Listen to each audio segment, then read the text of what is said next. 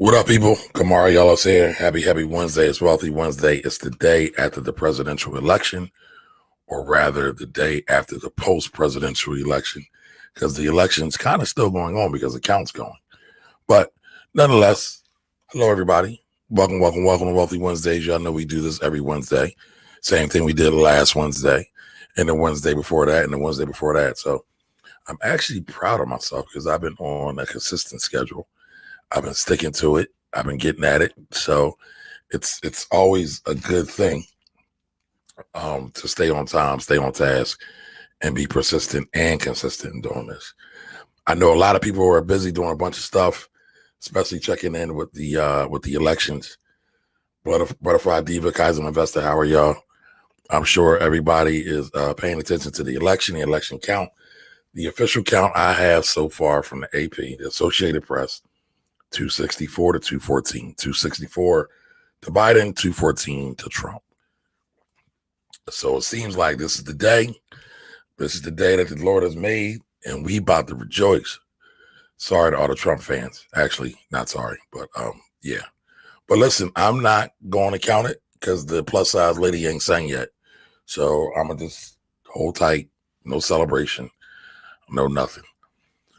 Here's my thought though, right? Y'all know I speak to the Black community. No matter who wins, we really gotta get serious, y'all. We gotta get serious. We gotta tighten up. Our stuff ain't tight. We got all these celebrities coming out speaking up for the Black community at the very last minute. We don't have any political infrastructure. We don't have any political team. We don't have an agenda. There's a lot of things we need to put in place before we start screaming to the world what we want. And I mean, that's just good and common sense, in my opinion, right? You know, they always tell you never brandish your weapon unless you're ready to fire. Basically, don't pull your gun unless you're ready to fire. We ain't ready to fire yet. We don't even know what we want. We asked some white folks, what's the Black agenda? Yeah. So Alexandria, I actually didn't watch last night because, you know, we knew it wasn't going to be final. It's funny. I was watching a video about Bernie Sanders, and he was very prophetic, and it ain't really that hard to tell because the dude is a narcissist. But he basically called it out play by play with all these mail-in ballots, absentee ballots coming in that they're going to demand a recount or try to get a recount. And that's exactly what's happened. That the guy is going to announce that he won. That's what he did at about 2:00 this morning, and it's really sad. But back to what I was saying. It's a Black community, y'all. We gotta tighten up.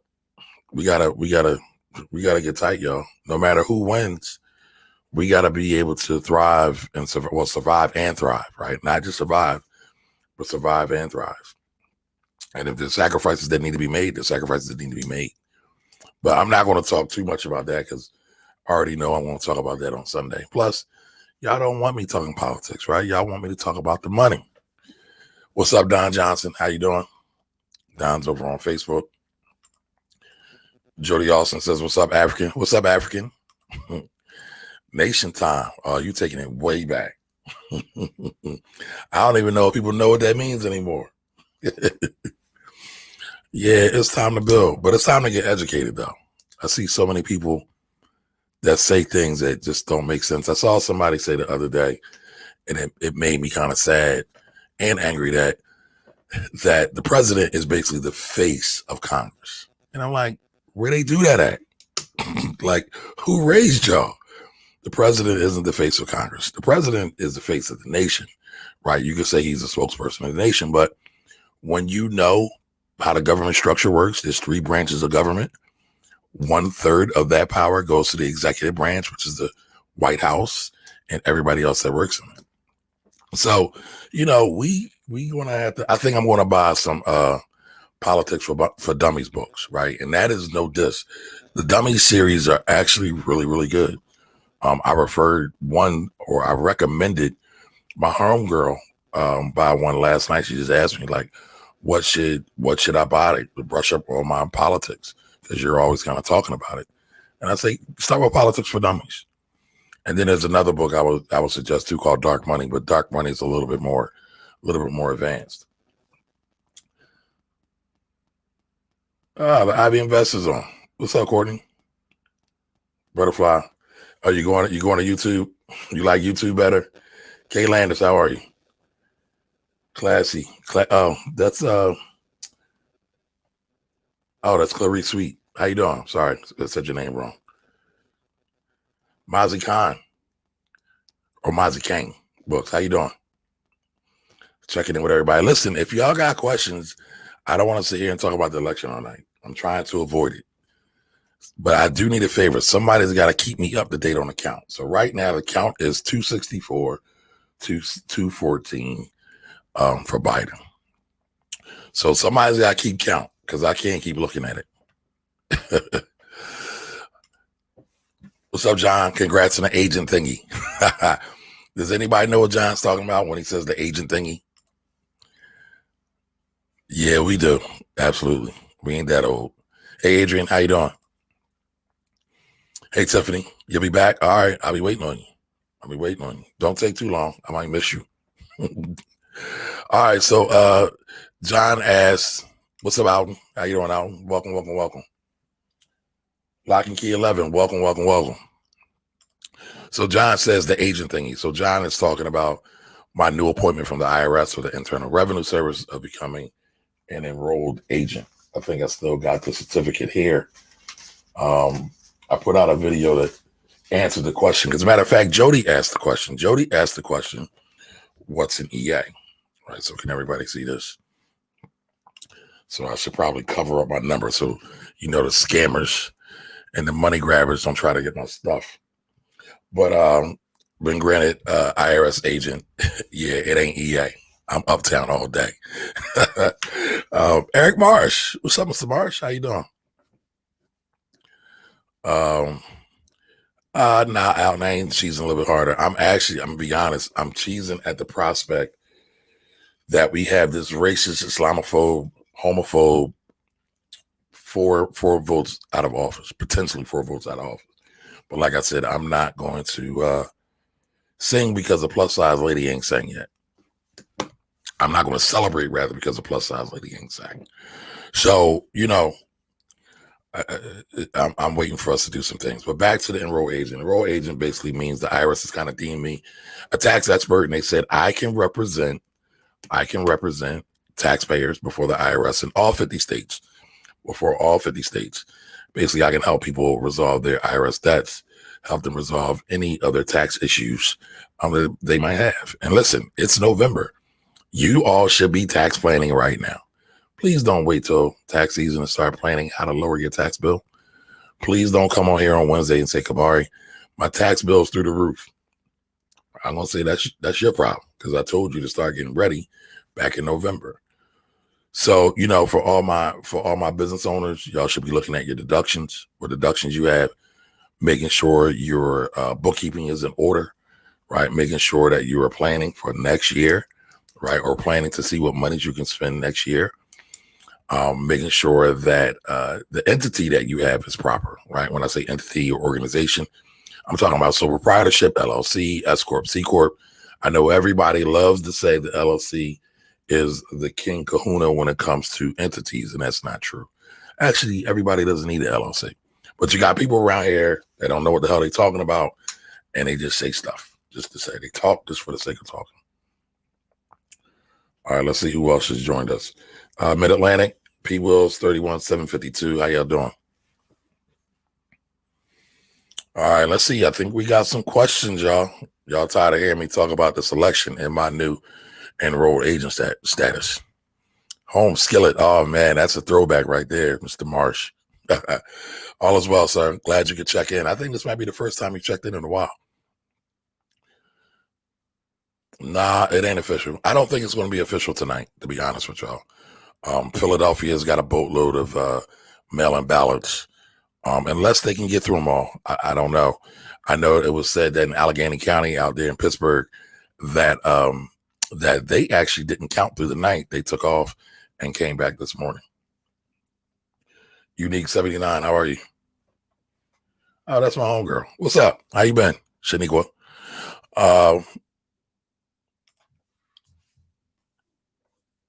Is that so? Adrienne asks, is the book Dark Money the same as a documentary on Amazon? I am not sure.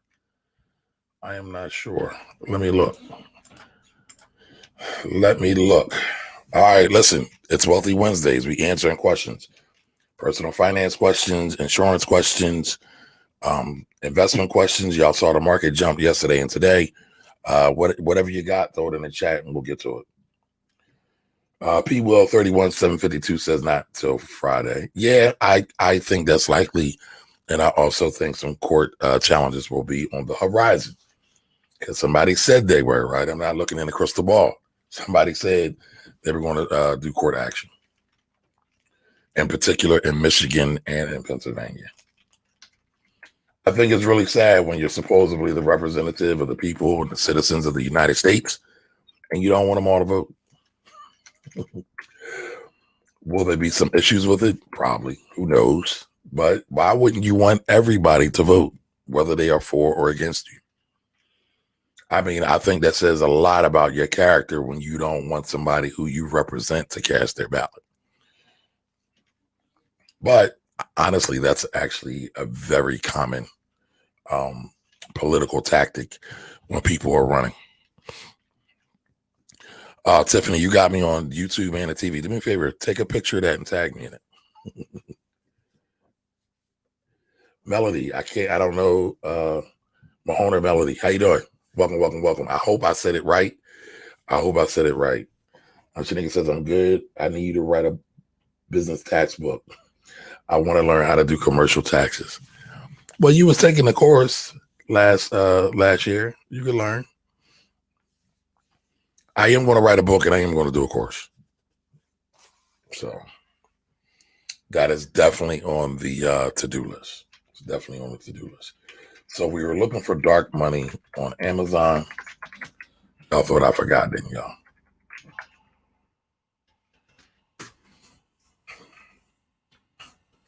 Yeah, well, you start with personal and then you learn business and then you advance up to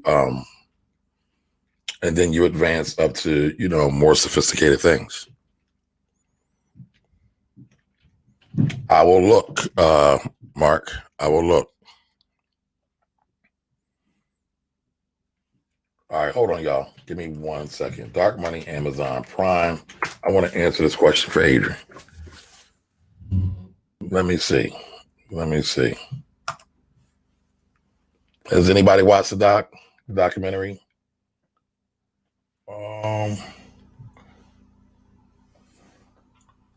It looks like it could be. It's about the same thing, about how democracy is being stolen.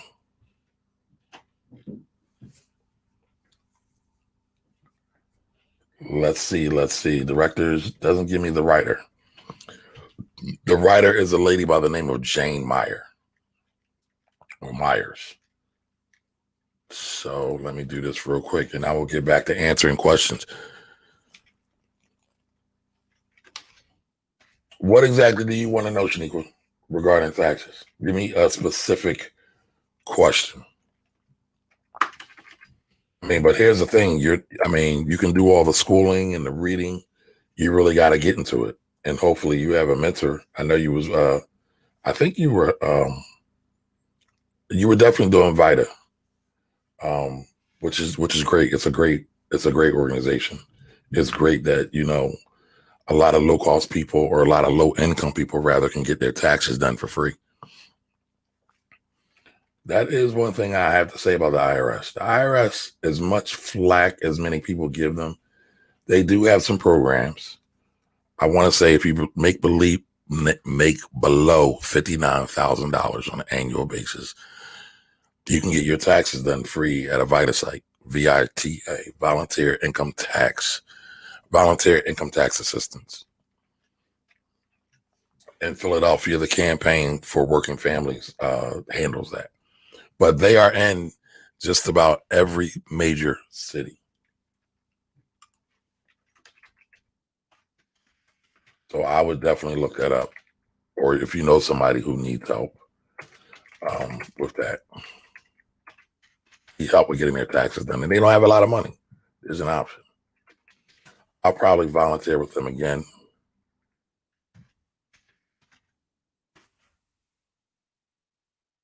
Uh, da, da, da, da, da.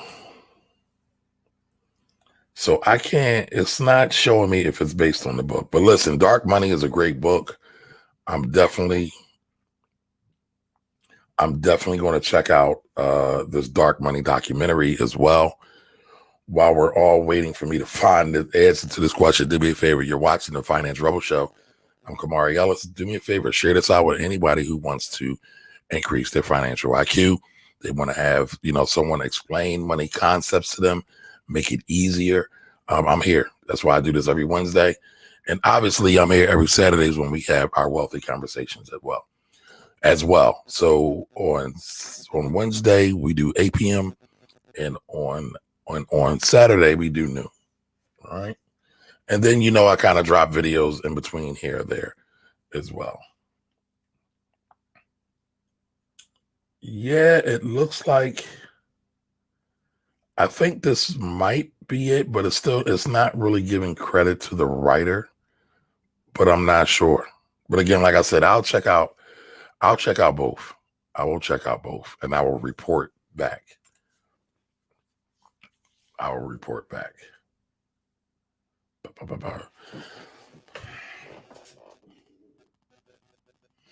Okay, so Shaniqua says you want to understand how nonprofits handle taxes. So here, I'm going to give you a quick tip. Most nonprofits that you're probably going to run into have revenue of less than $50,000, right? So basically that means they do not bring in more than $50,000. And when you do not bring in more than $50,000, all you have to do is file what's called a 990N, which is a 990N is an electronic card. I'm not going to tell you how long it takes, but I do them often. But the real key to taxes and really maximizing taxes is planning and bookkeeping. Like most things in life, that you want to be able to take advantage of, maximize, and leverage as much as possible. Sadly, again, I'm going to say this too. We have way too many nonprofits as well. Churches usually don't have to file tax returns, usually. However, there are some churches that kind of flirt with the law a little bit because many of them have outside business activity. And I don't even really rock with churches that much anymore. I got burned really bad by a church. They didn't pay their invoice. And how do you sue a church? It's kind of hard without getting thrown under the bus. But a pretty prominent church in Philly, they burned me, got me for a couple of dollars, but it's all good. It's a learning lesson. But usually a lot of times the churches, some of them, not all of them, but let's say a church has a nursing home, right? Or they have a building that they rent out to. If it's not for the actual business of church, like helping or housing their pastors or maybe visiting pastors or things like that, and they rent it out and they make money, they're actually supposed to pay taxes on that and file an income tax return on that because it's, I can't think of the exact term, but let's say it's outside doing business. That's a compliance term that I'm mixing in, but that's not totally right. But that's a great place to start. But bookkeeping is something that I'm sure you could maximize, you could learn, and just get to it. Jack the first three. What's up, brother? You a whole fool, man. He was hilarious. So the other day I caught up with Jack, and he was on this guy Ali Shahid. He's a comedian. He's very funny. And what's funny about that, Jack? My cousin just put me on to Ali literally the day before, like literally. And there was a couple of skits he did. One was something about the Mexican boots. It's hilarious. But and then the next day I see you on, I come in and y'all start talking trash about me. Well, not you. Your man was talking trash about me because he got some of his hip hop facts wrong. He ain't like us talking about Alexander O'Neal. Yeah, and Alexander O'Neal was the man, but he's lost a step. He's still great though. He's still a legend. All right, so Don Johnson says Courtney doesn't think there is more than one zip code from out there. Oh, you remembered that from the other day. Listen, I don't know if Courtney's still on here, but I don't feel like dealing with her smoke today. I keep telling y'all Courtney be bullying me, y'all. She be beating me up. But No, Courtney only thinks Mount Airy exists in one zip code. And that was the zip code you named. So you good. You were in her good graces. All right. So Eric Marsh says, what's happening with the Treasury bond? Lower rate. And how does that bode for the economy? Well, actually, the Treasury bond has been coming up lately. I mean, it's been super low. If everybody doesn't know what the Treasury bond is, Eric is referring to the 10-year Treasury bond. He's referring to the 10-year Treasury bond. And basically everything in the economy kind of pegs off the 10-year Treasury bond. Now, this isn't like the bonds Nana got my mom and auntie when you first was born, or you got it as a graduation gift. This is a bond that lasts for about 10 years. So you basically loan the government money. They give you a fixed interest rate, and then they give you your money back when the loan matures or when the bond matures. So anytime you hear bond, just think loan.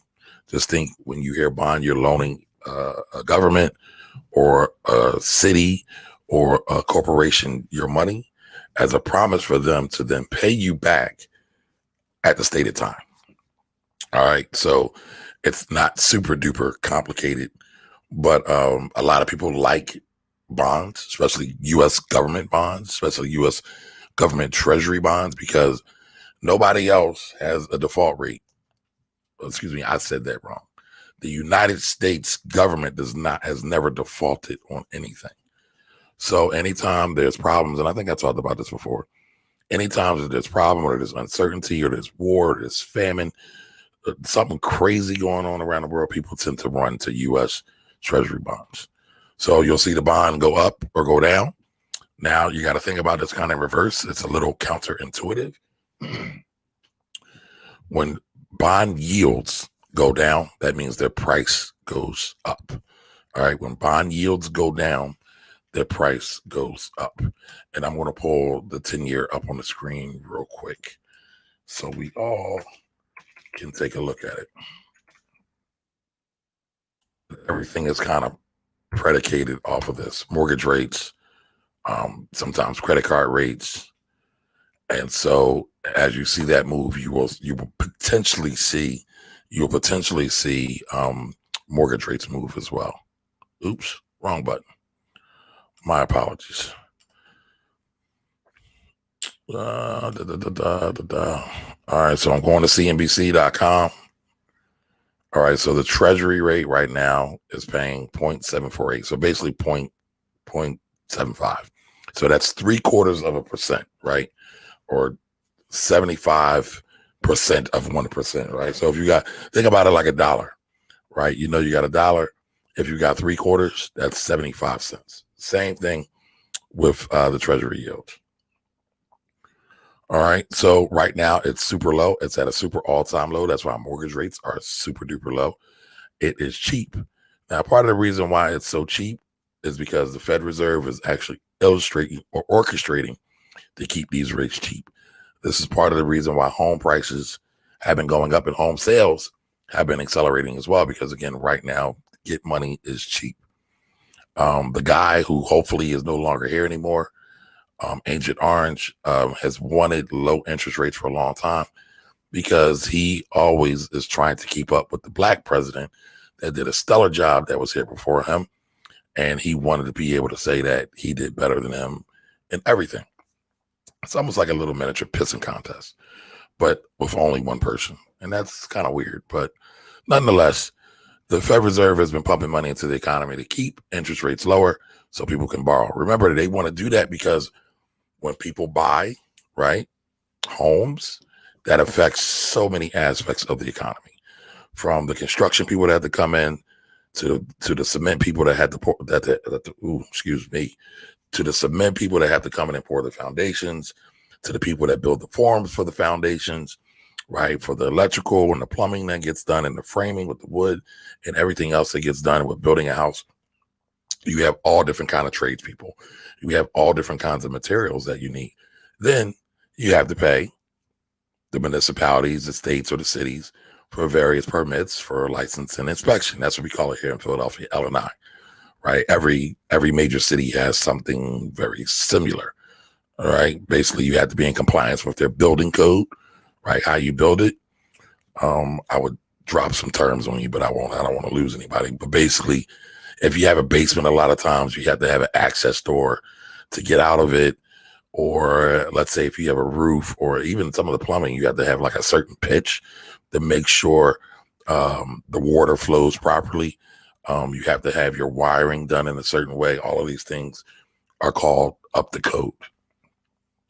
And so, the 10-year rate affects a lot of things. It affects a lot of things, and people don't really think about it. For right now, it's good for the economy.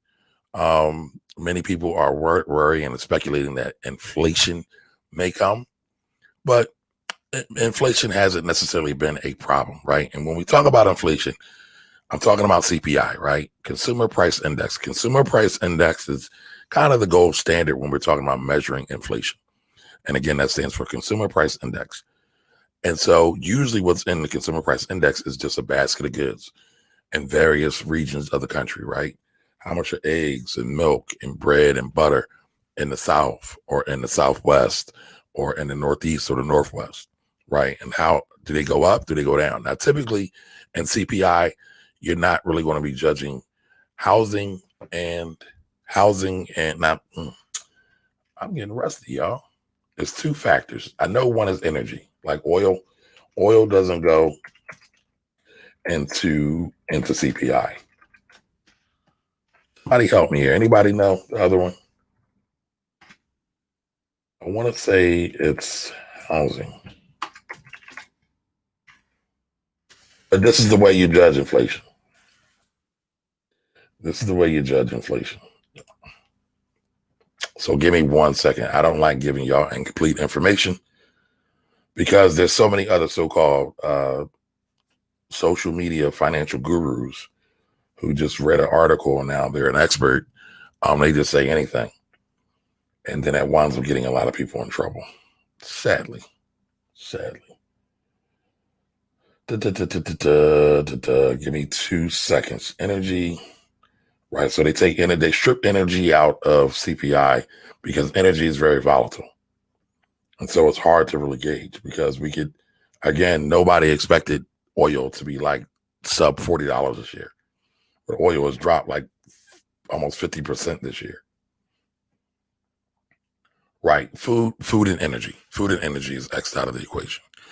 And so a lot of times, people will say, well, food is more money or energy is more money now. Because I like to tell people that when I first started driving back in like 1992, don't judge me, gasoline was somewhere between 95 and 99 cents a gallon. Y'all know what the numbers are now, right? Super duper high. But those numbers can fluctuate and they can go lower. Actually, they should go lower now because I want to say in 1992 or 1993, a barrel of oil was nowhere near the price it is now. So welcome. We got some new joiners. Linton USA, Mr. Robert Williams is in the building. If anybody needs a mortgage, go check out Robert. He just handled a mortgage for a client of mine and did a wonderful job. Miss Netta 001, welcome. Shea Butter Baby Doll. Oh, that's a dope name. Welcome. Shauna Joy. I hope I said your name right. And Queen on Her Throne, another dope name, is in the building. Jack says we got to go attend one of his shows. We're all in the same area. Jack, where are you from? I thought y'all was down south somewhere. Right, food. Yep. Thank you, Robert. So let's see what other questions we got. Let's keep it moving right along. Anybody got an update for me on the count? I asked one of y'all to do the update for me. I ain't seen nothing. Don't have me out here struggling, y'all. I need to know the numbers. All right, so let's Melanated Alton says, for the other video you posted earlier, can someone apply for a stimulus on the website even if they haven't filed taxes? Yes, Melanated Alton. So Melanated Alton is talking about a video I dropped today on YouTube talking about the IRS has extended the stimulus check or extended the date to apply for the stimulus check. The IRS has sent out about 9 million pieces of mail trying to get everybody to take advantage of this new policy that came up under the CARES Act back in the spring. So only they sent out 9 million pieces of mail. So that tells you there's a lot of people that did not apply that are owed money. And that's that $1,200 stimulus check. Some people call it the Agent Orange's check. Again, I have no reason why they would do that, but I guess it's the same reason why we got Obamacare. People like to go to the short, easy, and lazy route. But he wasn't responsible for it. Actually, the Democrats, well, they both were, to be technical. I don't want to be biased. But it really wasn't just the president. So yes, Alton, you can apply. That's why you should apply. Everybody, if you did not get a stimulus check, if you make less than, let's say this, if you make less than $75,000 and you didn't get a stimulus check, you should go apply. You should go to www.irs.gov/EIP.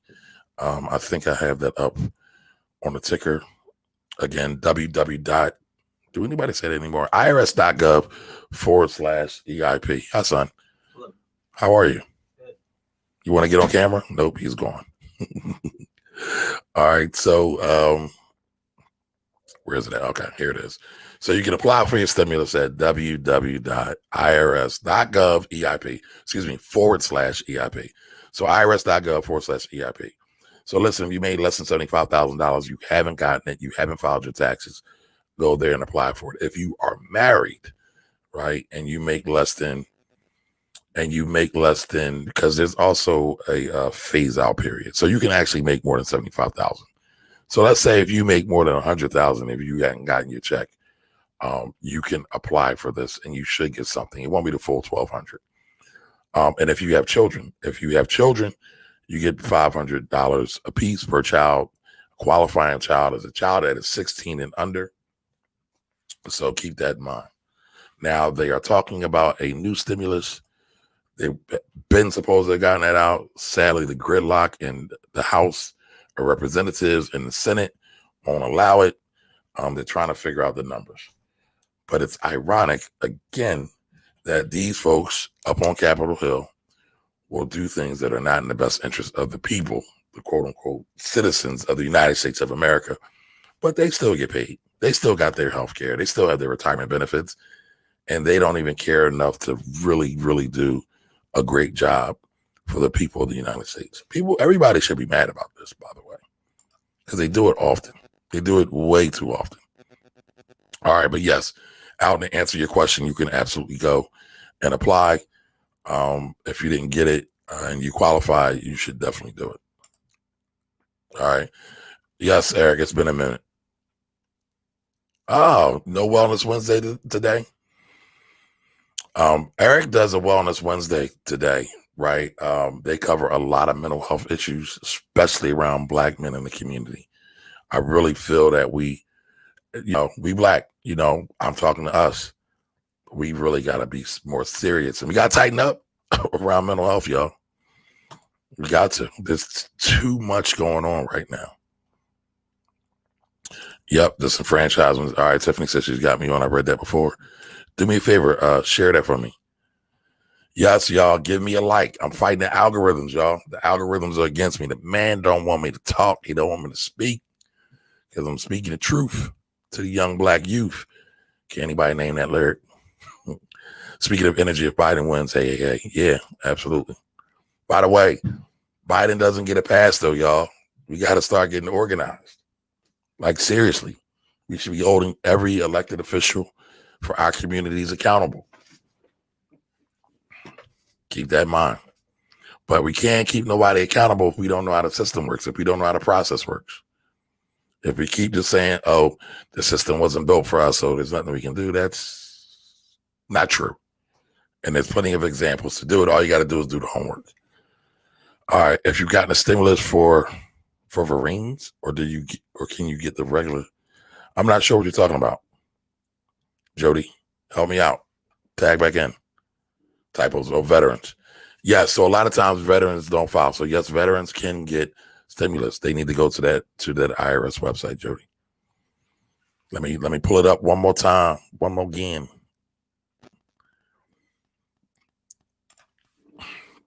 You can apply for the stimulus at irs.gov/EIP. Yup. Linda USA got it, the woo.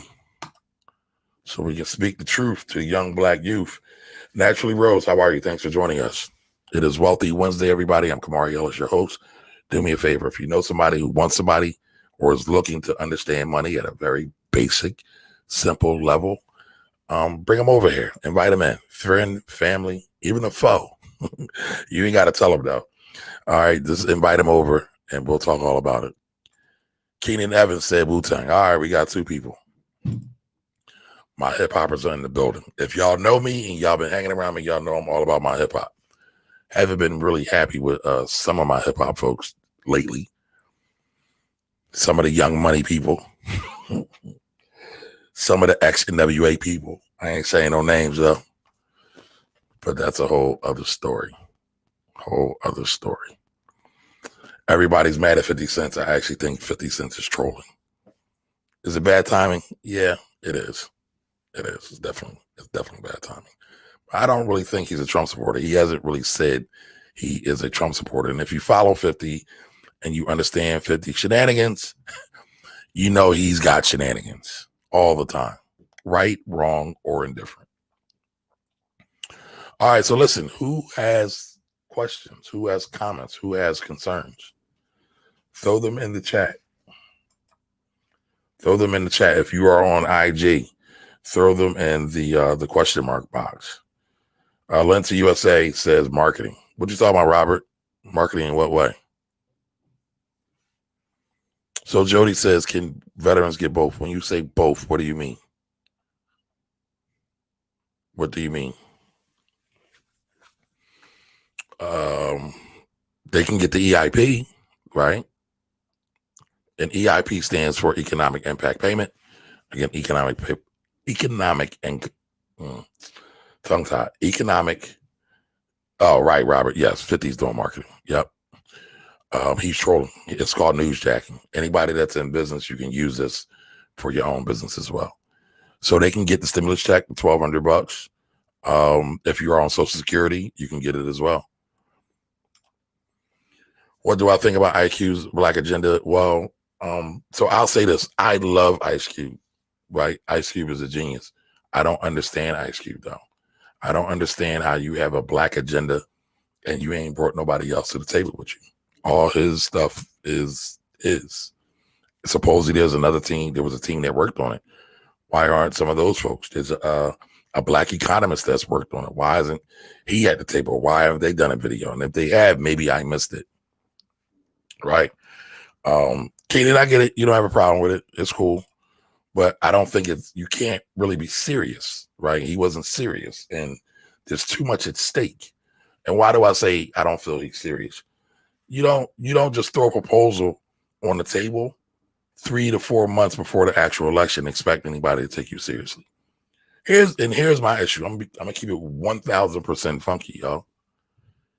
If you really like the Ice Cubes, the Puffies of the world, I'm not gonna say they're not dumb, but they don't understand politics. They don't understand the landscape. But why aren't they doing things to organize Black folks before election years, major election years? There's an election every 6 months. How many people are going to an Ice Cube concert? How many people are going to a Puffy outing? Right. And I think, again, I don't know what Puffy's doing with this whole our Black party. But I think, in my opinion, everybody should listen to Ballot or the Bullet. That's the plan right there. Now, I think here's going to be the indicator. Today is Wednesday, November 4th. It's the day after the official presidential election and actual election throughout the country, right? Because we have down ballots, a lot of Senate races that are very, very important. Where are they going to be at a month from now, 2 months from now, 3 months from now? That's going to let you know if they're really serious or not. So maybe I'm wrong. And listen, I have no problem saying I'm wrong. I'm always speaking in love. I love Black folks, love the Black community. I love me, right? I love us. But again, I can't take it serious when you just step out 3 months from now and you've never done anything before. Where's your organizing? What we need is organization. Forget everything else. We want to talk about reparations. We want to talk about grants. We want to talk about healthcare. What the Black community needs the most is organization, because you can't hold anybody accountable if you're not organized. You can't wield power if you're not organized. But everybody always kinds of hops on our bandwagon and rides our coattail on all of our stuff. Shout out to Ernest Owens. Ernest Owens is a journalist here in Philadelphia, writes a lot of stuff, and he said something I thought was really, really interesting, right? Because if you've been paying attention to the election and the rollout, you're looking at Latino votes, but we all be popping that POC, people of color. We all talk about that, right? And Black issues always get merged in with POC, people of color. But then you have other POCs, people of color, that vote against not just Black interests, human interests, in my opinion, right? Because this administration deliberately put children in cages. But we don't want to talk about that, right? These issues are not Black and white issues. These issues are very, very nuanced, right? And so they're complex. And so if you are expecting to get an answer in 30 seconds, it's the wrong place. And you're not serious, right? I know we live in a microwave society, y'all. I know that. But these are not microwave issues. The Thanksgiving's coming up. You know, shout out to the ancestors that got abused, right? But I think everybody can understand. Thanksgiving, the turkey goes in the oven. I know people who have cooked the turkey in a microwave. I'm not BSing y'all. For a couple hours, they put it in the microwave. It cooked faster. They even developed a system on how to do it. They put it in the bag. It wasn't bad. I've had it. It wasn't bad. But that ain't what I want. That ain't what I need. It's not the same level of locked in juiciness, right? You don't get the same value. You don't get the same great taste. You don't get all that stuff when you try to rush through the process. And again, sadly, a lot of us, we don't understand the process. And then you got folks who rah-rah and kikiing for folks, and they don't even know what they rah-rah and kikiing for. And again, I don't say this if y'all notice, I don't talk about nothing I don't know. So I got time in. I got war scars from the arena of politics and the whole nine. So, like I said, I love Ice Cube, but again, I can't believe that he's serious because he's not putting his best foot forward, in my opinion. I mean, this is the dude that wrote America's Most Wanted, and he wrote Friday, and he did all these great works. I bet it probably took him more time to produce Friday than it did for him to build this whatever the name of his plan is. Right. And here's the other thing. Here's another thing. Here's another thing, right? I just want to say this. Do y'all know how many other groups who are really doing real work out there? And so since I work with a journalistic organization, some people will call me a journalist, I hear things. And I've heard a lot of these so-called public figures, people have been asked to talk and have dialogue with people who are actually doing the work. BLM is doing good work on the political side of the house, y'all. They get a bad rep. I don't understand why. People don't like the name, whatever that is. But you know, they asked him to sit down and do it. So I don't get it. Slow roll that thing. Yeah. Slow roll that thing. Yeah. I agree. Slow roll it. Right. Thank you, Ms. Edith, Contract for America. Slow roll it and build the infrastructure, the army that's going to enforce it. Because at the end of the day, if you just throw this out there and there's no way of holding your people accountable, your elected officials accountable, it means nothing. It's just air, right? All right, so I'm going to say this. Jody said something about BLM, right? And I'm going to put this out there. I'm like Issa Rae. I am rooting for everybody Black. Again, I am rooting for everybody Black. And so if I'm rooting for everybody Blacks, that means heterosexual, gay, trans, whatever alphabet you want to call yourself. And that's no diss. I just can't always get up and figure out them all, right? I'm just going to be honest about that. But if you Black and you're experiencing things that I'm experiencing, cool. There's a person that I really feel who is very key to civil rights that we do not talk about enough. And y'all got me talking about politics. I'm supposed to be answering money questions, y'all. Bayard Rustin. I want y'all to look up Bayard Rustin. We don't talk enough about Bayard Rustin. Bayard Rustin was a genius.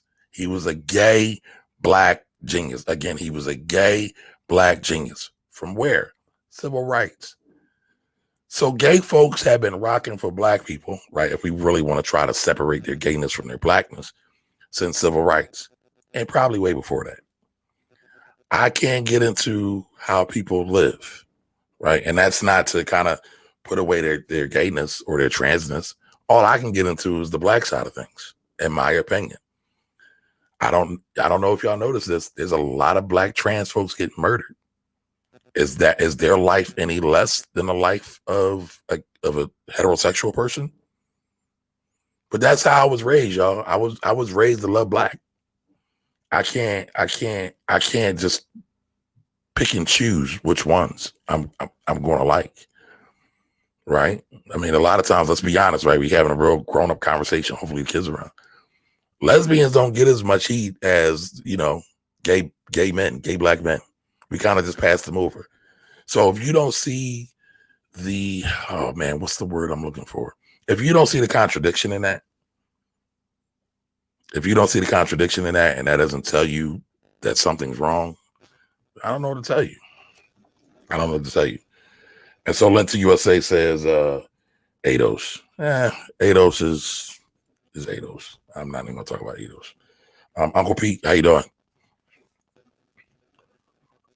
So this thing is deep, y'all. Like, black folks who were here way before Columbus, right? This, as a reminder, have been persecuted and oppressed for over 400 years. So let's not expect for it to be undone in 3 months to get anything real substantial, especially when we haven't done the heavy lifting to get it done. What I mean by that? I mean that if everybody's running around saying that the government's the oppressor, the white man's the oppressor, so why would they help black folks? Let's be honest. Financial anatomy, I'm gonna come right back to that. I'm sorry I put it up on the screen, didn't acknowledge it.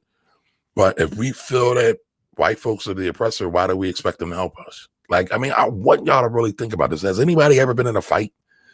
Do you get the guy or the bully or the girl that's hitting at you to stop because you say, please stop? You win. I want you to help me now. Help me bandage my arm. You broke my arm. Help me plug up my nose because my nose is bleeding. That usually don't happen. So what has to happen? You have to be able to defend yourself. I'm a big boxing fan. Well, I used to be a big boxing fan. I still love the sport, just not in the state that it's in now. They say protect yourselves at all times when you're in the ring. If black folks are in a war, as many of us would say, then how are we protecting ourselves? How are we organizing ourselves? How are we conducting ourselves to really fight a war? Can we fight a war with military might?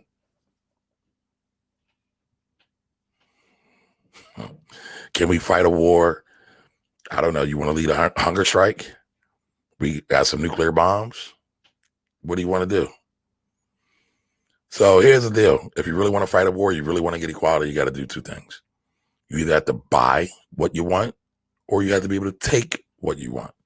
And so since we can't take what we want or what we deserve, right? Because let's be clear. I want to be very, very clear. We are owed. We are owed for our ancestors' trials and tribulations and slavery. We are owed monetary compensation, whatever way it wants to be, right? We are owed our ancestors' tribulations during Black codes and or right after Reconstruction, and even during Reconstruction, because there's a lot of jerky and goofy stuff going on to Reconstruction. We are owed compensation for Jim Crow era, right? We are owed compensation for redlining, right? It's not just slavery, although slavery was kind of the foundational of it all, right? We are owed reparations for redlining. We are owed reparations for the drug disbursement in our communities. We are owed compensation for the prison to pipeline, or the war on Black people, as often referred to as the war on drugs. That was all about Black folks. But I need y'all to be able to say, all right, I know about all these things, and be able to connect the dots and to be able to articulate it and to put it in proper context. I see so many of us not able to do that. It's sad. Sometimes I cry. Taid, how you doing? That's one of my guys over at I'm messing up, y'all. Taid is a member of the I want to say Black Data Journalists of Philadelphia. It's not the Black Data Journalists, even though that is an organization. It's actually the oldest Black IT organization out there. But I'm talking about the Black Journalists, PABJ, Philadelphia Association of Black Journalists. I don't know why I couldn't get that. Andy Moxon, how are you? Welcome. I thought I saw Carl Davis. Oh yeah, Carl Davis is in the house. What's up, Carl? Welcome. Long gang. How you doing? Welcome. So, that's what we gotta be about, y'all. But again, if we don't have the proper education, how we gonna be about it? If our oppressor educates us, how do we know we even thinking right? I don't think anybody wants to tackle that one. Or are you thinking the way the oppressor wants you to think? Anybody want to tackle that one? So, again, y'all got me on a tangent. All right. So Financial Anatomy says, hey, Kamar, I wanted to say congrats on your recent certification. Thank you. Are you accepting new clients for doing taxes in 2021? As it stands right now, I am, but that might change real quick because 2021 is going to be a crazy year. A lot of the laws have changed. A lot of things with PPP and the EIDL and taxation things are going to get crazy. Me and my other tax pro friends are like, tax season just ended. Right? October 15th. And I still got people's tax issues I'm dealing with. So yeah, that's the plan. So, again, I think we have to be really clear about who we align our allegiance with. I think we have to be really clear about who we champion. People have to be worthy of champion, right? So no, I don't think Ice Cube was worthy of being champion in that instance. Again, Ice Cube has done great works, but I just feel like there's a certain level. I'm not going to say that. I'll just say this. If you're going to do people work, Jody mentioned nation building or it's nation time work, it's got to be about the people. It can't be about you. It can't be about it all. I mean, I don't know if anybody's seen Roland Martin's work. Some people love Roland, some people don't, whatever. But I thought his analysis, talking to Ice Cube, was spot on. And again, like, we got to take this stuff serious. Sometimes you only get one shot. But imagine if Ice Cube was actually helping to organize. Here's a question I got for y'all. I asked this question years ago as it relates to the Black condition here in the United States. I've said earlier that we need organization. By the way, y'all, throw y'all questions in, y'all money questions in, right? Y'all can listen to me have political and Black wealth and Black just the Black agenda rantings all the time, but throw y'all questions in there, right? I done lost my train of thought, y'all. Hold on, I'm gonna get it back. Oh, I got it. Here's a question, right? So I talked about, no, I didn't, Mark. I'll come to it next. Thank you. I talked about Black unity, Black organization. If we don't become organized, we're never really going to be able to get anything substantially done, right? If we're not organized and we wait for somebody to give us a doggy treat or a doggy biscuit, it's like being a dog on a leash, right? We really don't have control. We really don't have power. So how do we go about organizing to become a true force? And I said, well, what if we had our own board of directors? What if and this is just a thought experiment, y'all. Sometimes we got to have thought experiments just to think about what's possible so we can put into play. But what if we had a Black board of directors? Who would you put on that Black board of directors?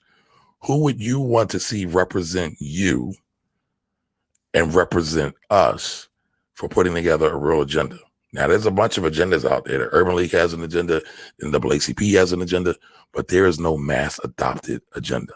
It's not even promoted. What's on it? Right? But let's say we had to start from scratch and we had to poll people. Would you want Minister Farrakhan on that board? Would you want Michelle Obama on that board? Would you want Barack Obama on that board? Would you want Dr. Michael Eric Dyson on that board? Dr. Cornel West on that board? What would it look like? Who would y'all want on that board? All right, Melanated Alton says he would want Dr. Claude Anderson on that board. Magic Johnson, Tony C. Davis says Magic Johnson and Boyce Watkins on that board. All right, so yeah, y'all throw that in. I want to look up Mark's question, then I want to come back to it. IG, who would y'all want on that board? Carl Davis, I know you got a recommendation for who's on that board. Long Game, who would you want on that board? Andy, who would you want on that board? So y'all tell me. Y'all tell me who would y'all want on that board and why you would want them on that board. Because if we don't start thinking in ways of organizing and not looking for one singular leader, right? Because everybody says we don't have a leader. We don't have a leader. Well, why would we want a leader when we saw what happened to Martin, Malcolm, Edgar, so many others, Huey, right? Even though Huey didn't die by straight assassination, right? Fred Hampton, straight assassinated. We need to be able to have people who don't have to be here in order for things to get done. All right. So, all right, tackle workhorse. Do I know about work? Have we talked about workhorse?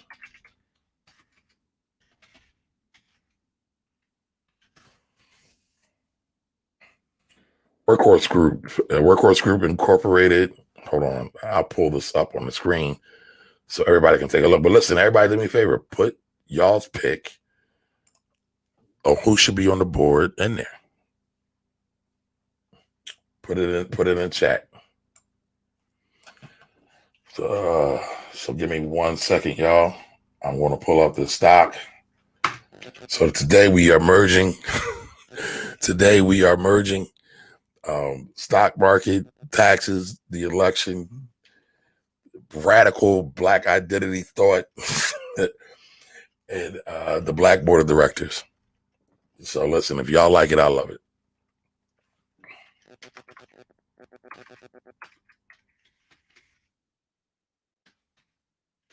So I'm pulling up this workhorse stock real quick. Give me 1 second. And I'll put it on the screen as well so we can all take a look at it. Melanated Alton, you're so kind. You, Courtney, and the Bada Hood on the board. Maybe. But I think there's some folks that have done some major accomplishments. If nobody's thinking about the BLM leaders, Tony, I totally disagree with you. All right, hold on, Tony. I'm gonna come back to you. I like that train of thought. That is a part of it. It's a major part of it. But all right, I'm gonna put that on screen so we can all talk about it. All right, hold on, y'all. Y'all got me going a million different ways. All right, so Workhorse Group, ticker symbol WKHS. WKHS. And I want to share this with everyone. Put it up on the screen so we can have a gander at it. All right, so that's a little small. All right, so we're looking at Workhorse again. WKHS trading at $16.39. It was up 2.37% today, up 38 cents, right? Let's see. It's got a market cap of $2 billion. So that means it is a small cap stock. Looks like it is not profitable yet because EPS is negative 1.97. Now, I've told y'all what EPS stands for. Can anybody tell me what EPS stands for? All right, there's no dividend being paid on it right now. And let's look at the profile. What do they do? They're headquartered out of Ohio. Headquartered out of Loveland, Ohio, which looks like it is not too far from Cincinnati. All right, so Workhorse Group is a technology company, designs, manufactures, builds, and sells battery electronic vehicles and aircrafts in the United States. The company also develops cloud-based and real-time telemetrics, performance monitoring systems that enable fleet operators to optimize energy and route efficiency. Its products, medium-duty trucks under the Workhorse brand, and horsefly delivery drone system. The company was formerly known as AMP. Okay, I remember AMP. Vaguely, I remember it vaguely. And changed its name to Workhorse in April 2015. Workhorse Group was founded in 2007. All right, so they've been around for about 13 years. And it's headquartered again in Loveland, Ohio. All right, let's see what that money do. Where the money at? Where the cash at? Where the paper at? That's right, earnings per share. But what does earnings per share measure, y'all? Tell me that. All right, so listen, at some point, y'all been rocking with me. I should be able to bring y'all on. Y'all can run the show. I could take my wife out to dinner or something, or go on vacation, and y'all should be able to handle it. That's what I'm looking for. So it's not just about me. It's about us. All right, so total revenue looks like 376 million. Gross profit is negative 5 million or 5 billion, excuse me. And their annual year-to-date close is 12/31. Their net income was negative 37. Is that a period or a comma? Getting a little old, y'all. Gotta go see my doctor, my black eye doctor. Yeah, and this is in.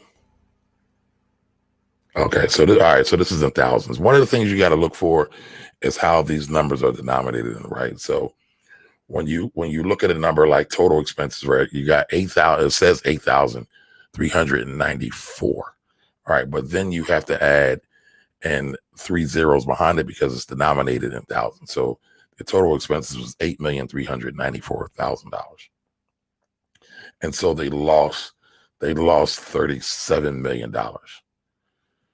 So it's a losing company. Now, I don't know if anything turned around. So let's look. Oh, and I can't get to dividends. I might have to start doing this on my my trading platform. But I don't see y'all putting in any more suggestions for the board of directors, the black board of directors, the BBOD. All right. So how much cash do they have?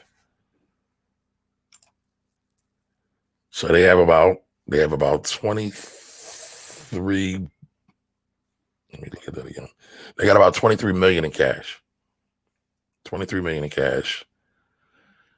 So they can't survive a whole year, if they maintain the same performance that they had last year. They will run out of cash. You'll hear that term also called a run rate.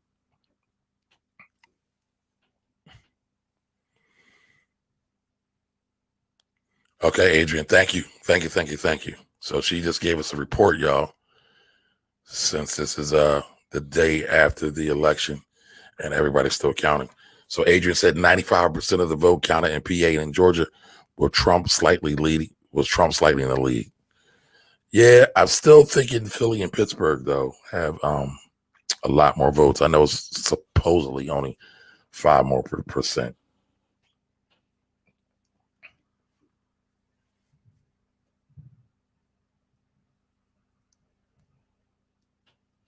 Who? Are you saying Kenneth Chenault on the board? Ken Chenault, Carl? Shiny the Trini, how you doing? Welcome. Beauty 3 Power, how you doing? Welcome. Lynn to USA, Colin Powell and Robert Smith. Those are interesting. So all right, I'm gonna come back to the black board of directors, but what do y'all think about that stock? What do y'all think about that stock? Now the stock is up year to date. It's kicking booty.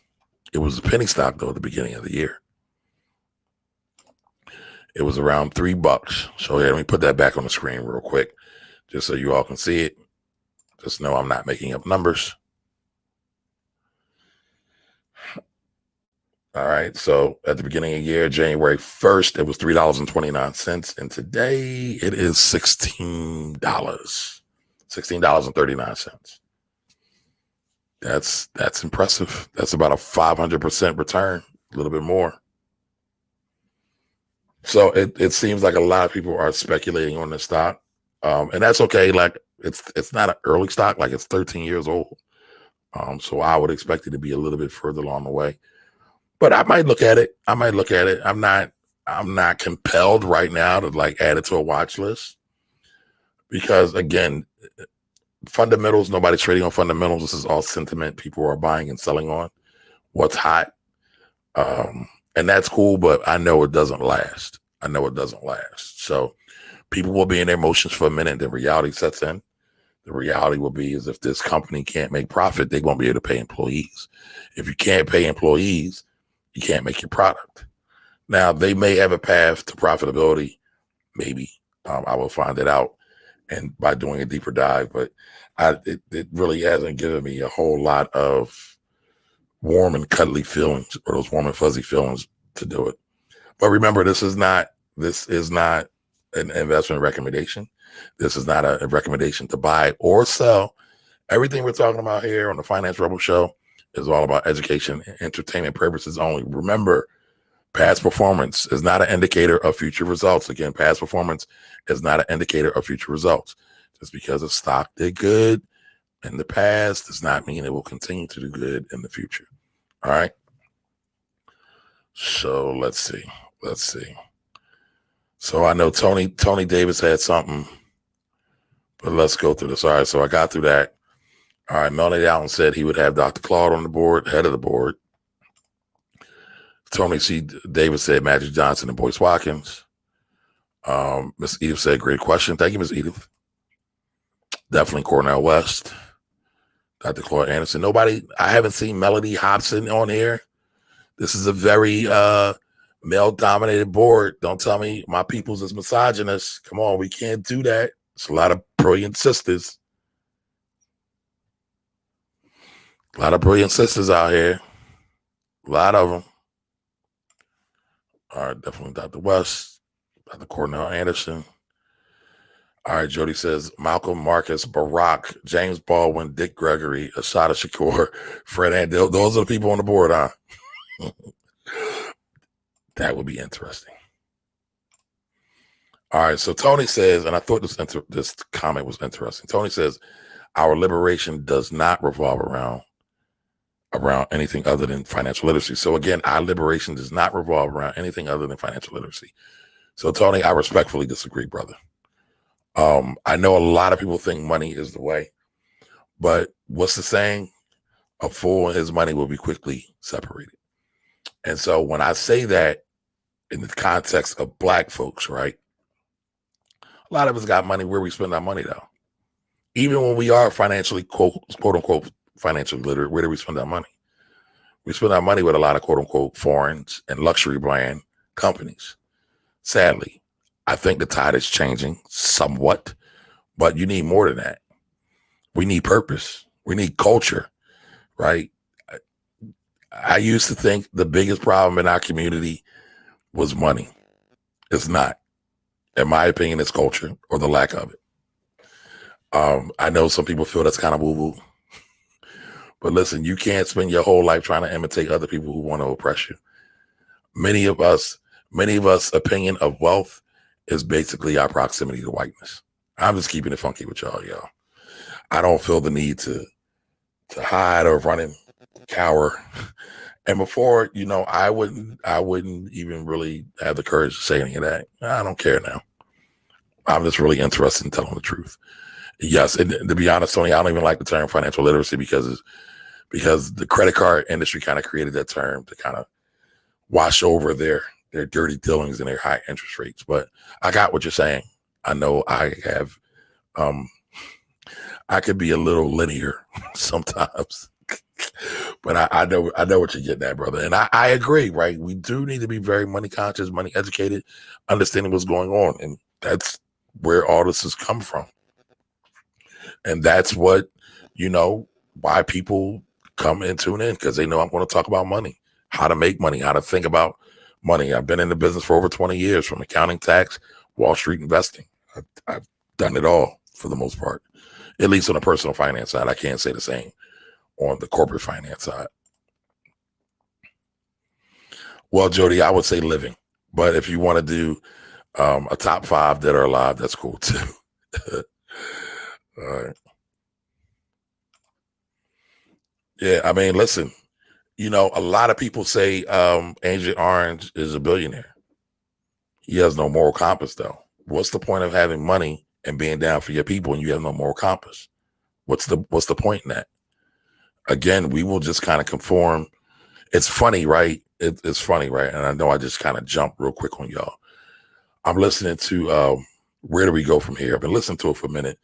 But if any of you are around on Sunday at 7 p.m., the Black Wealth Project will be live. And we'll be talking about where do we go from here, the post-election reality after the presidency. So what are we going to do? Because we put so much stock into elections, voting, and politics, but we don't actually put stock into, we don't really own the process from our side, from our community side of things.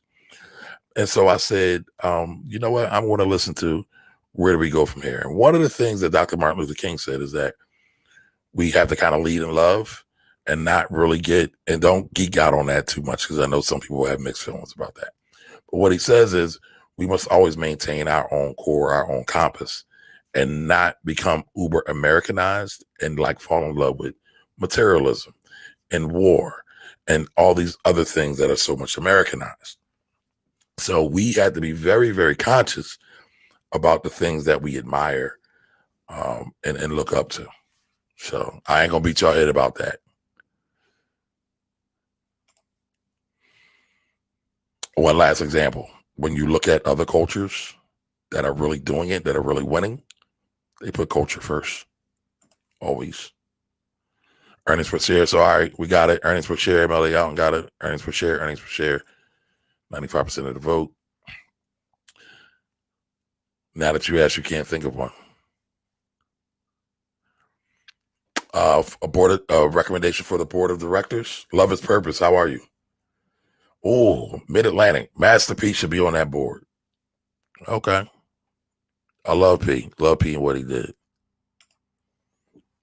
Now, do y'all know what a board is supposed to do? In a typical company, do you understand what a board is supposed to do? A board of directors? Everybody focuses on the CEO. A lot of people forget about the board or the chairman of the board. All right, so Mark says Ford announced their electronic truck. I think that will be excuse me, y'all. I think they will be in play.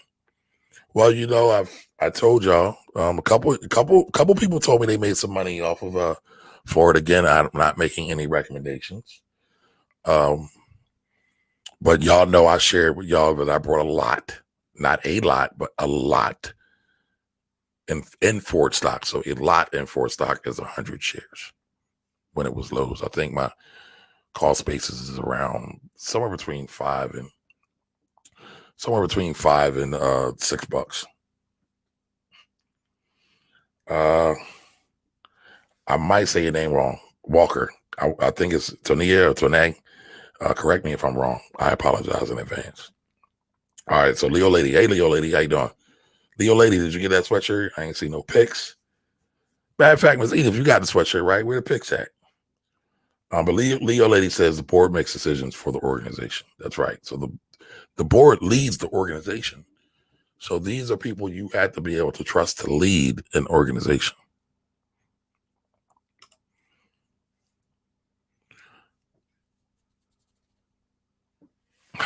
Jody says, how do you know how many shares to buy of a stock? So Jody, this is all geared towards beginners. And so for my beginners, I tell people to buy what you can afford, right? Just start small. You can buy stock with $1. You don't need a million bucks. You don't need $1,000. You don't need $500, but you can start off with buying what you can buy, what you can afford, right? And even if you just take away, if you go to a coffee shop every day of the week and you say, you know what, I spent $25 in this coffee shop that charges me like $5 for a cup of coffee, and I'm going to forego buying $25 worth of coffee in 1 week, and I'm going to buy, or I'm going to make my own coffee, and I'll take that $25 and I'll invest it into the stock of that company that I was just a consumer of, and I want to become a part owner in. You can do that.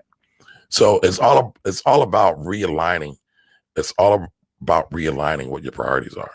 Many of us are prone and been trained and programmed to spend. 70% of the U.S. economy is built off the backs of consumer spending. And so we get pumped with ads every week, every day, actually, competing for wallet share and pocketbook share of all our money. At some point, you have to say, I don't want to do that no more. I don't want to make other people rich. I want to make me rich. I want to make mine rich. I want to make our community rich or wealthy. All right. Sexy Bonita, how you doing? Welcome, welcome, welcome. This is Wealthy Wednesdays. Feel free to answer any questions you might have about anything money related, stocks, insurance, business, real estate, whatever you got. 9 times out of 10 over this kind of 20-year career span that I've had, I can kind of answer it. I can usually answer it. Not kind of, I can usually answer it. So I see a question here from Mr. Robert. Can you create your own IRS payment plan if you owe $25K? Yes, you can, Mr. Robert. Yes, you can. Maybe I'll do a video on that, but yes, you can. The question is going to be, though, are you in compliance, right? A lot of times people have not filed their taxes in many, many years, and so they get into trouble. And an and an installment agreement isn't always your best out. It's one of the most used things, but it's not always the best. It all depends on your situation. All depends on your situation. All right, Alton. Alton must be tired of me talking about this black stuff. He said, look at his stock. So APPN. What is this, Alton? What are we looking at?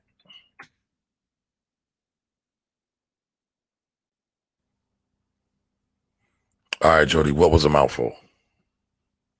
What was a mouthful? All right, give me 1 second. Put this up on the screen for Alton. Listen, if you have questions, go ahead and throw them in the chat. Throw them in the chat, y'all. Let's get busy. Let's get to it.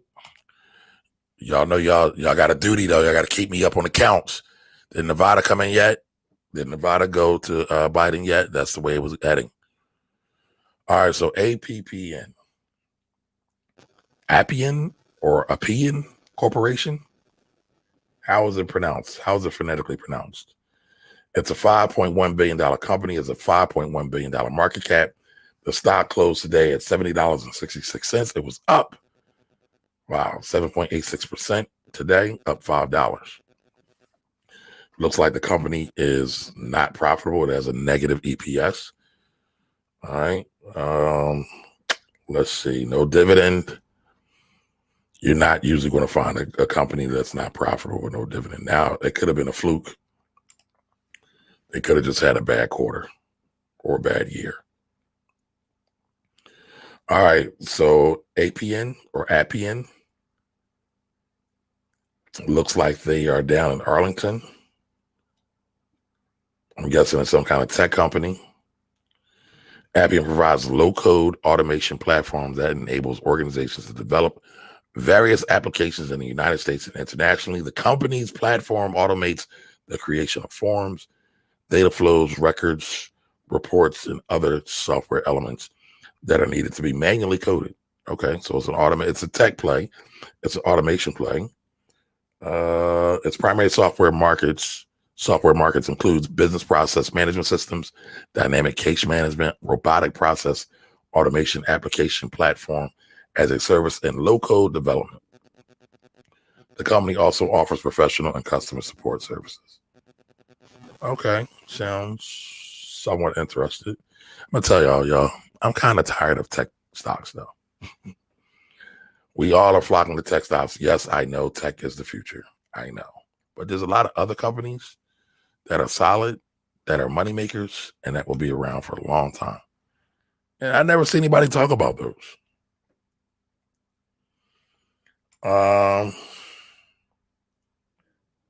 So they did 280 million in sales. Again, this one is denominated in thousands. Can y'all see that on the screen?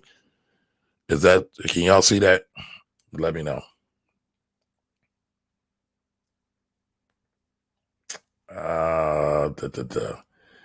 And it looks like they had a loss of 48 million bucks, roughly.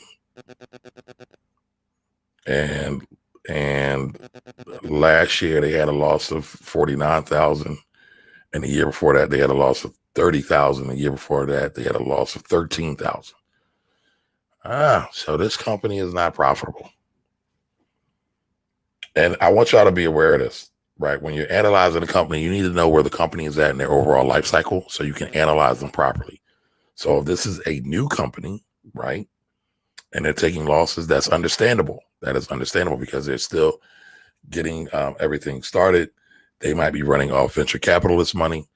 And again, it's not weird to have a company that is not making money at first. However, if they've been around for like 20 years and they're still not making no money, says a lot. Says a lot. All right, so 159 million in cash though. So they can survive they got a run rate of about 3 years. And this is back on December 31st. So their business could survive at their current rate, the way they're spending money now, or the way they're losing money now for another 3 years. So, I mean, it's okay. Again, this isn't a recommendation. This is not a buy or sell suggestion. Everything here is for entertainment and educational purposes only.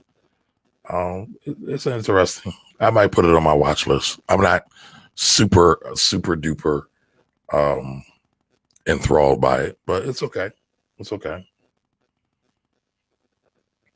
What were your thoughts about it, Alton? Come on, talk to me. Tell me what you think. Why did you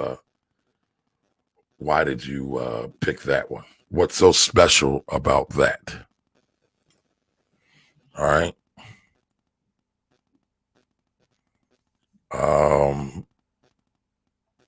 Yeah, Jody, let's see. Speak. All right, hold on. I'll come back to you. All right, because of your financial background, you have a different view. Yeah, I do. Thank you, Tony, for acknowledging that. But imagine we all had an understanding about how money works. I appreciate your honesty and value of bringing it. So even now, Tony, again, I'll be honest. If we all had a knowledge of how money works, money should never be first. There are many of us that worship money. I mean, this is an assumption, right? Y'all know I like to be actual and factual things, right? Why on earth would Lil Wayne endorse Agent Orange? Why? Only thing I could come to is money. I could be wrong. Y'all correct me if y'all know anything, see anything wrong. But that's the only thing that I arrive at. I don't arrive at that same notion with Ice Cube. Again, I don't arrive at that same. Well, again, 50 Cent. That's just he's just clowning, right? He's doing it to get his numbers up, to stay relevant, to do things. If you follow 50 at all. Benny Blanco, NT, how are you? Mr. Incredible, how are you? Kevin Gee's in the building. How are you, sir? So like when we say if we're all educated, right? But we're educated without no real sense of purpose of self, and we just assimilate into overall American society, I don't see that as a good thing, bro. I'm just being honest with you. That's not a good thing, in my opinion, because then we are taking on the values of those that oppress us. I don't think that's ever good. And then, again, using Lil Wayne has no idea who BLM is. Lil Wayne doesn't believe that what racism is. These aren't my words. These are the words that came out of his mouth. And I see his daughter. I'm a major hip hop fan, so that's why I see this. But I see his daughter, talk about like he really does space out sometimes. Okay, I get it. He's not in touch. He's into what he's into. And listen, I want to be, again, accurate and fair and objective. What Lil Wayne has accomplished in hip hop is nothing short of amazing, just to be honest. So, and to do that, you do have to have a certain level of focus on what you're doing in your craft. So, but yeah, if it's just all about the money, if we have money with no culture, with no value, with no morals, with no substance, with no standards, it's all wasted. Because we, again, Black folks in America spend $1.3 trillion every year. In our banks, in our Black banks, we have $5.5 billion in there. The money that we spend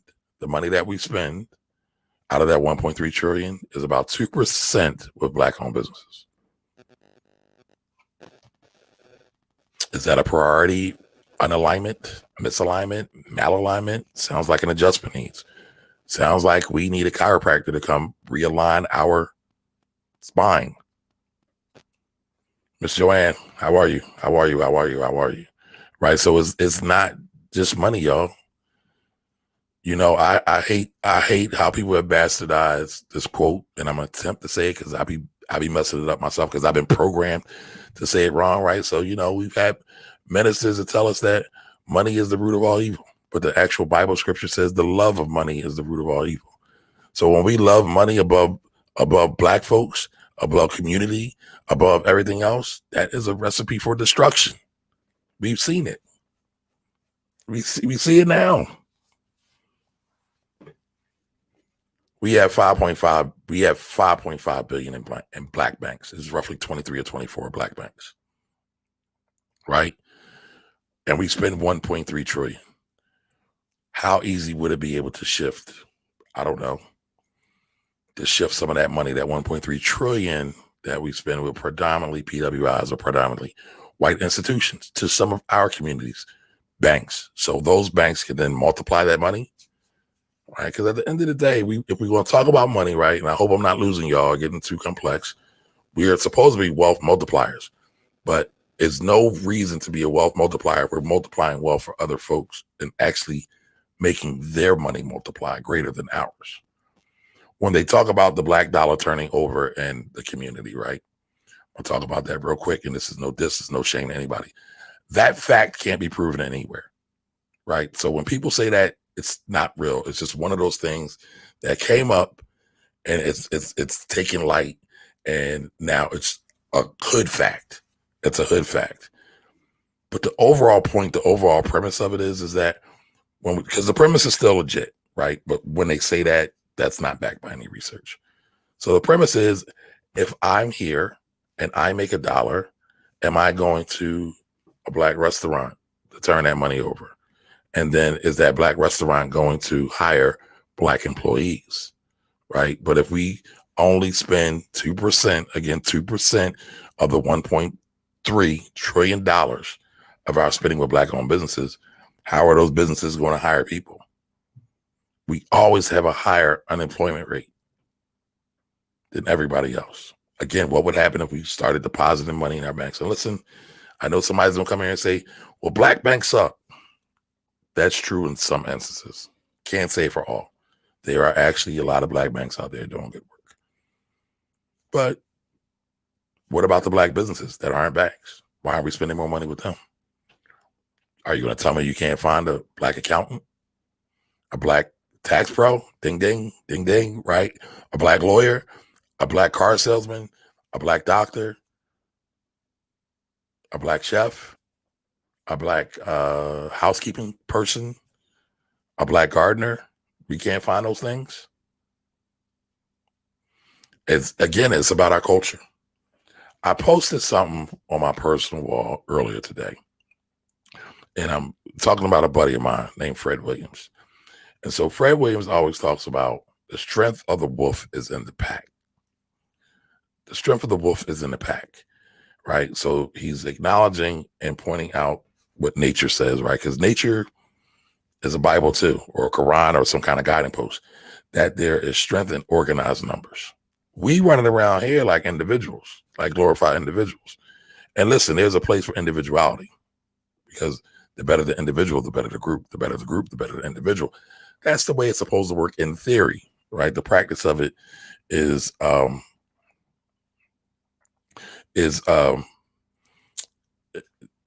practice of it is in the culture of it all. But the wolves, they have a culture that they adhere to. That's why normally when they take on something, they're victorious. Normally. I mean, everybody has a loss.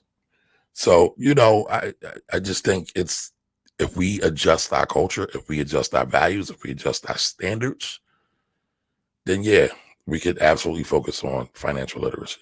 Again, and Tony, please don't take that I'm not picking on you, but that's something I have a lot of conversations about. And I'm here to talk with folks, to have a conversation. I ain't trying to talk at you, brother. So I hope you didn't get that from that. Thank you, Joanna. Drake, how you doing? Dion TC, correct me if I'm messing up your name. Y'all know I hate messing up names. All right, so Melanated Alton says, no, don't act like that. I'm about that life stay down for the people. Yeah, I like to have fun too, right? I know y'all don't want to come here and just hear me put y'all to sleep, because I can do that and get really tech geeky, nerdy on y'all about this money. I can definitely do that. But no, that's not the point. All right, so Tony says, I'm not sure if this is the right place for this question. Do you consider cryptocurrency a good investment? Cryptocurrency is here. Blockchain is here. What I think, a good investment. So I'll say this: there are no bad financial tools. There's only bad strategy. So a lot of people have labeled me. I get labeled hater all the time. I get labeled real estate hater. I've been labeled the Bitcoin hater back when Bitcoin was at like almost $20,000. And I said, no, you probably would be better off putting your money in savings. And this is for people who don't have savings, right? So a lot of people get caught up in the hype. I'm the anti-hype dude in this moment. I am the anti-hype dude. I am the anti-guru dude in this moment. I am the anti-money shenanigans dude in this moment. Why? Because our community cannot afford to be taking these chances with their money. And so, yeah, crypto is fine as long as you know what you're doing. All I ask is that you have a good financial base and understanding before you start wading in the water. At least don't throw all your money into it. All right. If you want to buy a little bit here, a little bit there, that's cool. But, there's a story I shared. I think it's a video that's out there. A guy called me, said, I want to invest $500 in crypto. This is again around the time crypto was inching towards that 20,000 threshold. I think it was in 2017. And I said, well, bro, if that $500 were to disappear and the investment were to disappear, would you be cool? Right? Would you have money if you lost your income source or your job or whatever you have? Would you be cool for the next month, 2 months, 3 months? He said no. So again, I've run across a lot of people because again, I'm like a doctor, do no harm. I never want to do any harm. I never want to see anybody done. I can't tell you how many sales opportunities I've walked away from because it would literally do somebody harm, right? So I take this stuff personally. But I said to him, no, I think you should put the money in savings. Now, again, if you want to take $25 and buy a piece of crypto, you can do that. If you want to take $50 and do that, you want to take a little bit and dollar cost average. Y'all should know what dollar cost average is too, right? Somebody put in the chat what dollar cost average is. Mark, how you doing? Welcome.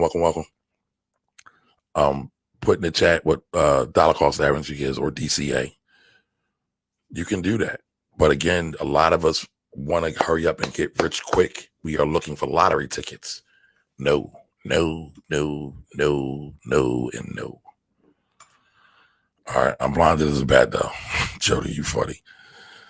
Michael Dillon says, will the auto stocks make a comeback with electronic vehicles starting to become more popular? I definitely think some of them will. I think the more better ones will do better. And so, yeah. Are they coming back anytime soon? No, I don't think so. I think we still got some time, especially with Europe shutting down COVID, Germany, France.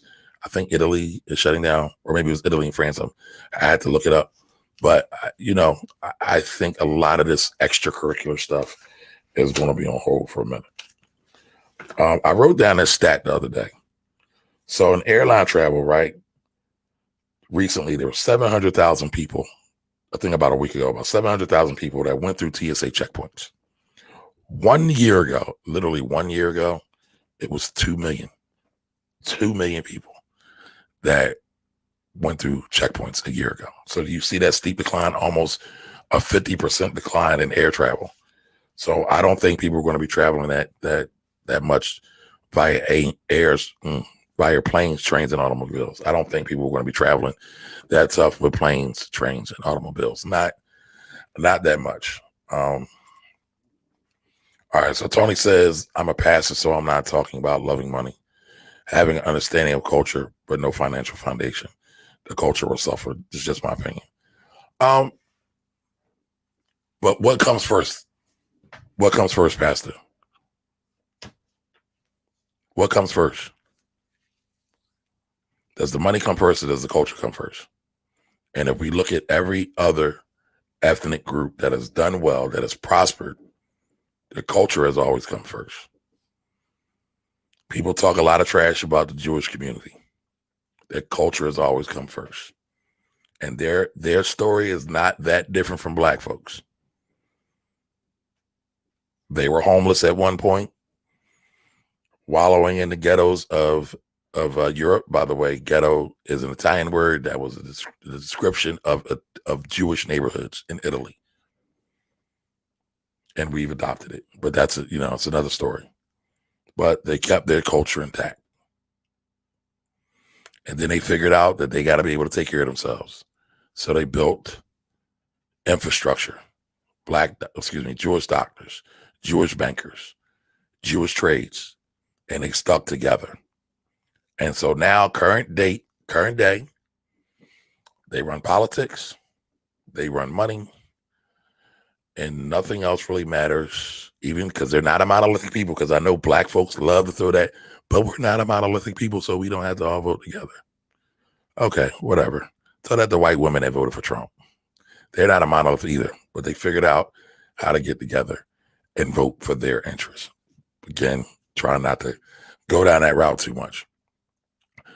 But again, the Jewish folks had their stuff together, and that's why they punch above their weight class. I mean, if we're going to really figure this way out, this predicament, we got to be willing to change. We got to be willing to test. We got to be willing to do something different than what we've done before. And so again, I am all about, I don't want to confuse you, Pastor Tony. I don't want to confuse you and say that I'm not for financial education. Listen, my name is the Finance Rebel, right? Because that's where my life's work revolved around. But again, as I go into these institutions, I would see differences. When I look at the money situation, I see differences. And it's not all demand that's doing it to us. A lot of it is self-inflicted wounds. Now, yeah, do we have post-traumatic slavery disorder? I believe we do. But at the same time, we have to ask ourselves, well, what are we going to do different? What are we going to read different? We can't keep complaining and can't keep moving in the same light and expect something different. That's all I'm saying. But I enjoy the dialogue, Pastor Tony. Truly, I do. I believe that in order for us to really, let me say this. Many times people always say that black folks talk too much. We talk too much. I say we don't talk enough. Here's the thing. We don't talk enough about the right stuff. The next time you go to your cookout, tell me how many times y'all talk about a car or a beautiful black young lady's bottom or, going on some fancy trip. We might talk about the new car we just got. But I don't see a lot of folks talking about, maybe this is just my people. Maybe, I need to get around or get out more. I don't see enough of us talking about investing in the stock market. I don't see enough of us, and we're talking about black folks, right, investing into real estate outside of your residential home, because that's where the majority of black wealth is. It's in our residential home. But if you've been paying attention to me, we know that's not the best way to go. Nothing wrong with residents. I ain't arguing with you people tonight. But I've talked about this ad nauseum in the last couple episodes that we actually kind of put ourselves behind an 8-ball by putting the majority of our wealth in residential where we lay our head. Right. I'm not talking about real estate as a whole, but I'm talking about residential real estate where we lay our head, where we live with our children and our family, our wives, our husbands, our spouses. And we are expecting that to become this great pocket of wealth 5, 10, 15, 20 years later. Yeah, real estate is done well, but a lot of the times we are not factoring all the costs. All right. So we gotta smarten up. We gotta wisen up. We gotta open the market up. We gotta think about things differently. Again, I don't have a problem with anything. There's no bad financial tools, just bad financial strategy. So if you want to become wealthy, 9 times out of 10, I know what they say, the average American gets their wealth from their home. I got it. But that's middle class wealth. If that's all you aspire for, then that's cool. And I am not judging you on that. However, if you really want to ball till you fall and grab the bag and jet set all around the world, you got to think about things in a little bit different fashion. And so, again, you got to think about it in a little bit different fashion. And you got to be willing to think about it. Again, that's why I asked that thought experiment today. Who would be on the Black Board of Directors? They say Einstein used to dream a lot. And they say Einstein was a genius. How many geniuses do we have in our community? Like, seriously. And how many of them are actually daydreaming, allowing themselves to wander through their thought, to allow themselves to wander through their thoughts and possibly come up with a divine intervention or be given a divine intervention, right? All right, so no, Jody, 1.3 trillion. So black spending in the United States of America. Right, we're not even talking about the diaspora. We're talking about the United States of America is 1.3 trillion. When you average it out, though, over 40 million people, it's like $30,000 or $40,000. And we know, I'm not trying to do a statistics class, right? But we know that we have your average, we have your min, we have your medium. There's a lot of people in the upper realms that are pulling money, that are pulling that figure up as well. Oh, Andrew Young. Andrew Young is a G. I don't think enough people think about Andrew Young. He's done a lot of work, former mayor of Atlanta.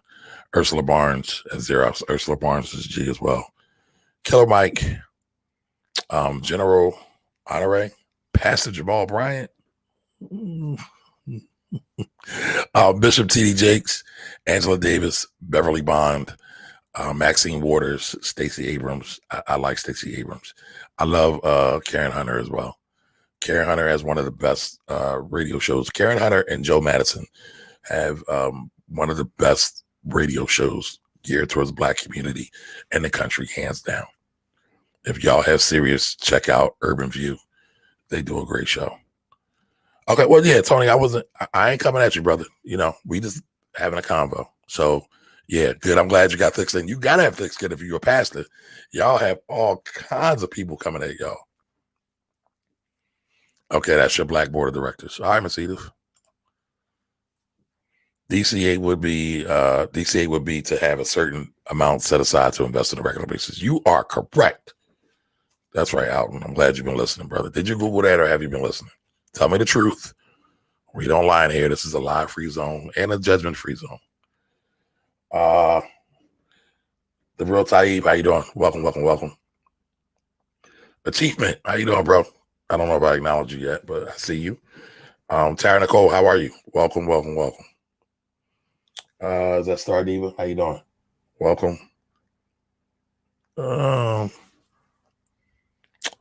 So let's see. Let me get to some more of these questions. Y'all know I got to get to my vittles, right? I ain't ate yet.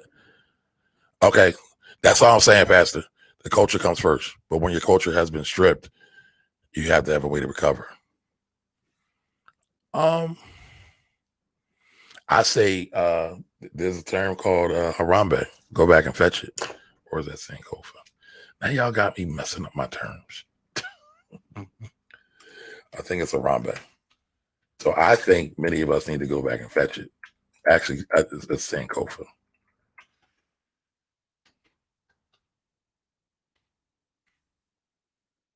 Give me 1 second.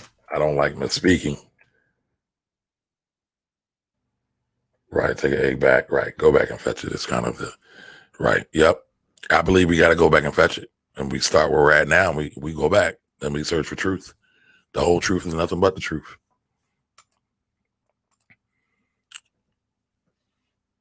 Nobody knows. I think that's what you're saying.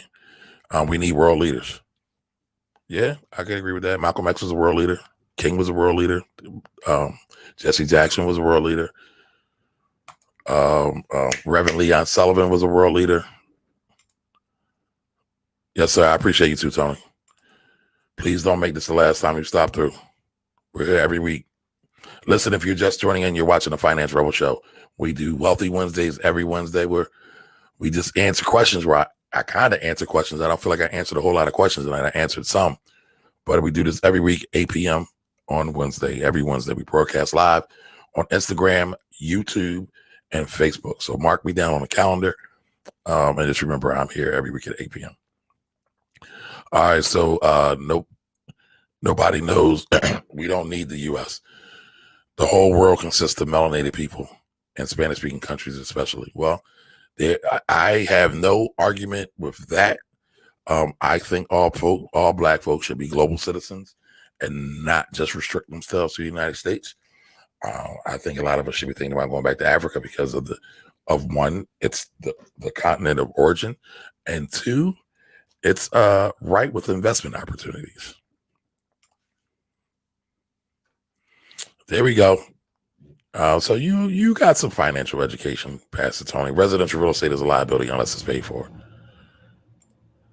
All right. So Alton says he's been listening and researching. Jody, you are right. On a micro level, we need community leaders. We need community leaders on a micro level. I would agree with that. Jody said she had to step away. All right, listen, I want to jump off in a minute, but if y'all have any last questions, throw them in the chat, comments, concerns, thoughts. Anybody give me some color on the election? What we looking like? Is there a list for black-owned banks? Yeah, just Google black-owned banks. It'll bring it up. It's under the FDIC. There's like 23 or 24. Matter of fact, let me pull it up now. Why did I do it now? So give me 1 second and I'll pull it up. Black banks. But we need black banks. We need black controlled money, right? And mass. So we can deploy capital for things that will bring us yield or will bring us appreciation or will bring us more money to keep it playing, right?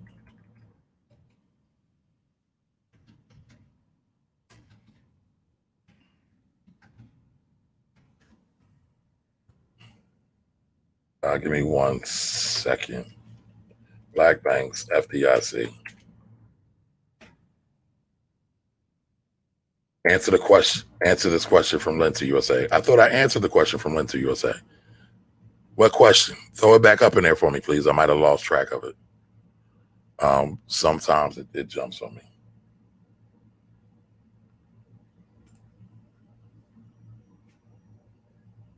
Yes, Jack, I talked about my IRS certification. I am now an enrolled agent. Y'all saw it, right? So I've worked all over in finance, accounting, and tax investing, but I'm building a business to help people with taxes. And a business, it's one of the things that I think we really need. And I think there's an opportunity for, to be totally honest with you. So I'm not just doing it because I'm a great guy. I'm doing it because I think there is a awesome opportunity to make money. All right, so hold on. I'm going to share this. All right, so I am on, wrong site.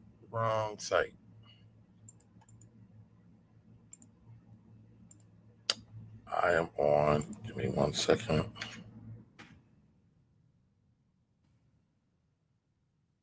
Give me 1 second. All right, so I am on the FDIC's page. FDIC is the Federal Deposit Insurance Corporation. These are the people that keep your money safe if banks were ever to get robbed.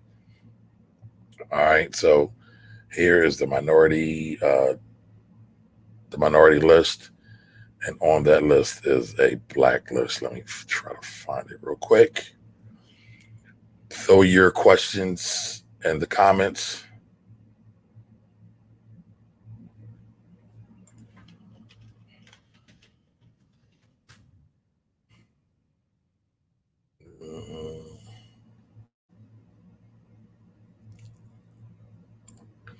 Okay, so a lot of times they list these under minority, and we all know the trick about minority, right?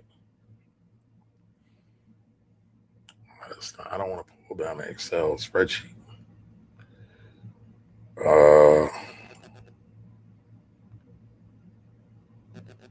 Give me 1 second, y'all. I gotta find this. Is that my Ellen? How you doing, Ellen? Hope all is well. So the minority depository listing. All right, give me a second. I'm gonna just find it. I was trying to go to the actual source, but if you want to find all the black banks, you can just Google black banks FDIC. Give me 1 second. How many black banks are in America? So this listing has 42. So I'm on Investopedia. So let me pull that up real quick.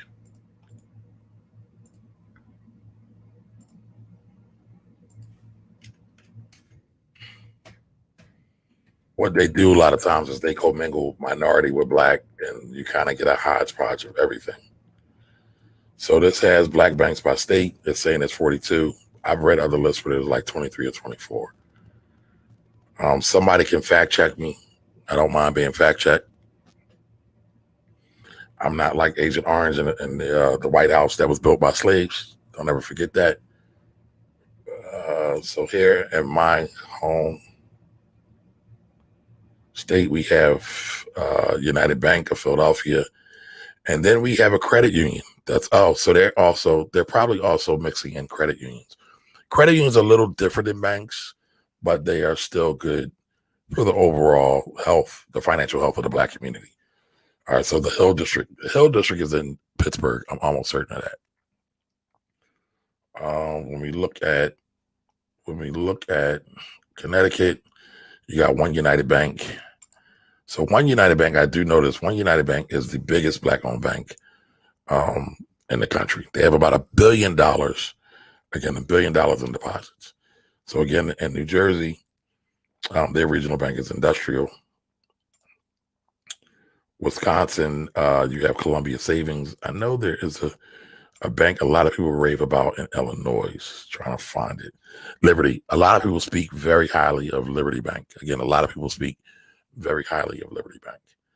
So, y'all can find us. This is on Investopedia. I will put the link in the chat. Investopedia is actually a very good resource for everyone who wants to find quick definitions about investment and financial topics or concepts. So, look that up. All right. So what other questions do we have here before I hop off? All right. Yeah. So Jody, I just gave you the list of black banks. Melanated Alton says, today was a great discussion. Thank you. We need more of these. Well, I do like 3 or 4 of these a week. Alton, you want me on every day? If we come on every day, I might have to create a private community. I might have to pay me a small tribute or something. Because I still got work to do. I still got clients. Tony C. Davis says, have a blessed one. I'm glad I stopped by. I hope to see you next week. Yeah, I'll be here. Lord willing and the creek don't rise, I'll be here. The Cleaner Joint, how you doing? Welcome. All right, so Jack says, you're a great guy. There's nothing wrong with making money. Being a great guy, I'm sending a lot of people your way. All right, Jack, I appreciate that. All love. So Leo Lady said, I must have missed the answer. I will watch live again. Yeah, I'm almost certain. I think you're talking about what Robert asked me. Let me find it one more time. And he said, okay, can you create your own IRS payment plan if you owe less than $25K? And I said, yes, you can. I said, it might not always be the best thing, but yes, you can. Now I'm trying to figure out how to get rid of that question. There we go. Reagan Brown, how are you? Welcome. All right, so let's see. Any more? So Jody said, did we spend $1.3 billion in the U.S. or the world? I answered that, Jody. Did that pop up again? We spend $1.3 trillion in the United States. So black folks in the United States spend $1.3 trillion in the United States. You know what? Before I get off, there is a company that does a survey of this every year. And they talk about spending. Now, I don't know if anybody saw Dr. Umar's Grit Money video. Hilarious. Don't diss to Dr. Umar. I don't need to smoke. But what he said was true. According to the research. Now, I still always wonder how they figure out how much money black people spend on grits. Like, Is somebody standing around counting the box of grits that people buy? Are they confusing the box of grits with the box of oatmeal or the box of cream of wheat? Like, how accurate is this estimation? All right, so Black Spending Power 2020. All right.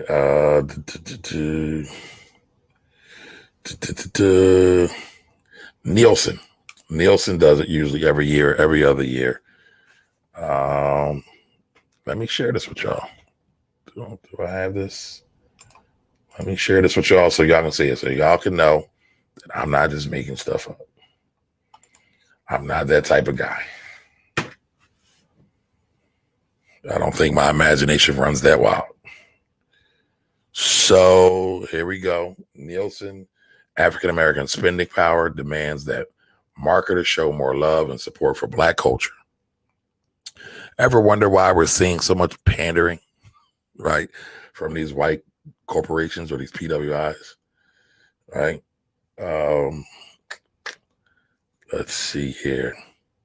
So it's saying that we have 47.8 million strong and a buying power that's on par with many countries' gross domestic product. All right, and so gross domestic product, all that means is it's a measure of the economy. And so they measure how much is spent in the economy. And I think if you put Black folks in the United States on par with any other economy, I think we're somewhere like top 10. I don't remember. I'll have to go back and look. Maybe top 20. All right. So Cheryl Gray said that, Nielsen's senior vice president. So if anybody remembers Nielsen, yes, Reagan, ask me a more specific question and I can give you a better answer, Reagan. Hey, Des, how you doing? Welcome. If anybody remembers like the Nielsen, the desktops, watch TV, you would do a search. They send you like $2 or $3 or something like that. But they do a lot of tracking, and they track the Black community supposedly in their spending pattern. All right, so it looks like a large amount of this data is in this report because it's in the bag. Straight pander. It's in the bag. Black consumer path to purchase. And of course, they got the beautiful Black sisters on the cover. Again, because it's made for our community. So if you look here for Black consumers who command 1.3 trillion in annual buying power, annual buying power means is spending. Much of that product discovery takes place on mobile devices. So they're saying that they figured out how Black people shop, how they research what they're going to buy. It's on mobile devices, but that's just about everybody now. All right. So then it goes on and says that doesn't mean, however, that they tune out traditional channels, right? After all, Black consumers love all forms of media, and they spend more time than the total population with media on traditional platforms like TV and radio. Anybody want to interpret that last sentence? I would love to hear what your interpretation is. I'm going to read it again. As a matter of fact, let me just read this whole thing so I can put it in context. For Black consumers who command 1.3 trillion in annual buying power, much of that product discovery takes place on mobile devices. That doesn't mean, however, that they tune out traditional channels. After all, Black consumers love all forms of media, and they spend more time than the total population with media on traditional platforms like TV and radio. The key to engaging with Black consumers is reaching them as they research and discover the products they need. Anybody want to interpret that? I would love to hear your thoughts.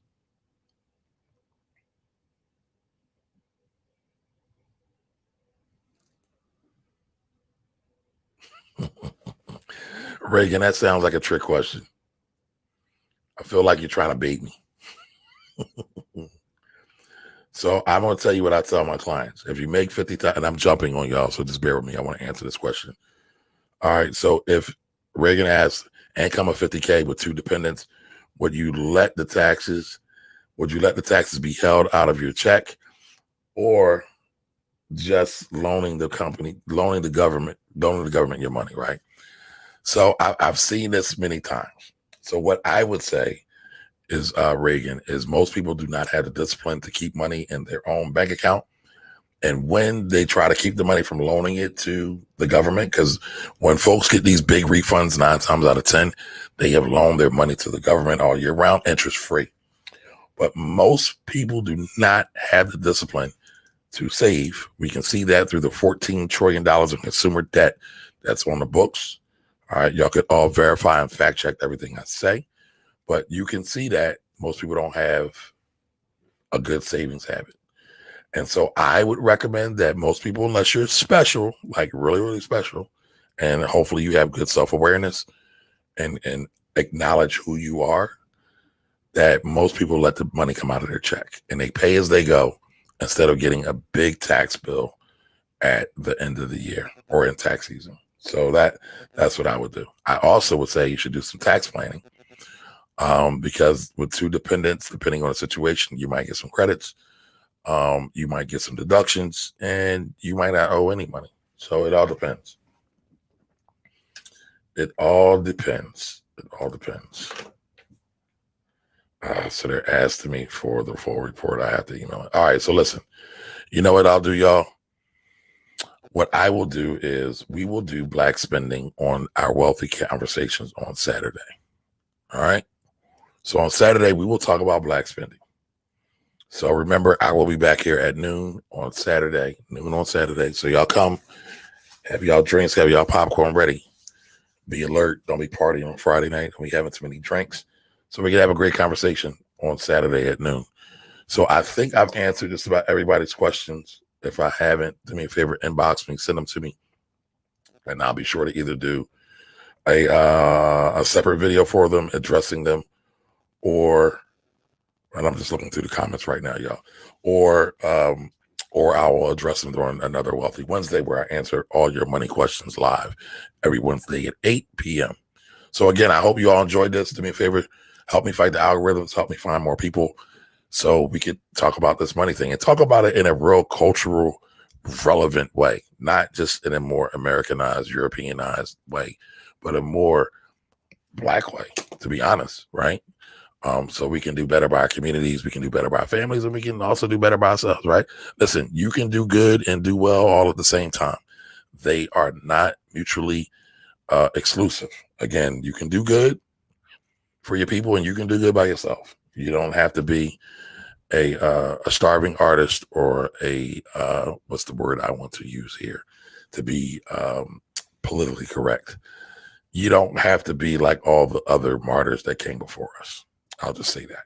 You don't have to be broke. You don't have to die broke. You can do good and do well. All right. And there's plenty of examples of that today in living, breathing life. All right, folks. So listen, I'll be back Saturday. We are talking about Black spending and we will have a great time. Do me a favor. Don't make the show a secret. Share this out with someone. Again, at 12 p.m. on Saturday. 12 p.m. on Saturday, 7 p.m. for the Black Wealth Project on Sunday. All right.